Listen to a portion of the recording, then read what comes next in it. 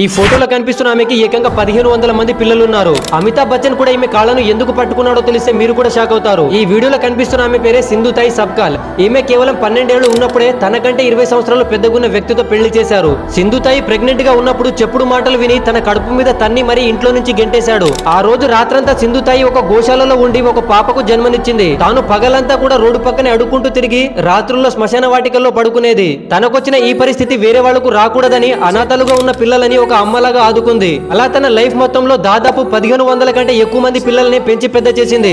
ఆమె పెంచిన పిల్లల్లో చాలా మంది డాక్టర్లు, ఇంజనీర్లు అండ్ టీచర్లు కూడా ఉన్నారు. ఆమె చేసిన సేవకి గాను ఇండియన్ గవర్నమెంట్ 2021లో పద్మశ్రీ అవార్డుతో సన్మానించారు. ఏ హస్బెండ్ అయితే ఆమెను ఇంట్లో నుంచి గెంటేశాడో అతని ముసలితనంలో ఒక కన్న కొడుకులా చూసుకుంది. గైస్, అనారోగ్య సమస్యలతో 2022లో సింధుతాయి స్వర్గానికి వెళ్లిపోయింది. గైస్, సింధుతాయి చేసిన సేవ 10 మందికి తెలియాలంటే ఈ వీడియోని తప్పకుండా మీ ఫ్రెండ్స్ తో షేర్ చేసి మీకున్న ఒపీనియన్ ని కామెంట్ చేయండి. అంతేకాకుండా ఇలాంటి అమేజింగ్ వీడియోలు మిస్ అవ్వకుండా ఉండాలంటే మన ఛానల్ ని ఫాలో అవ్వండి.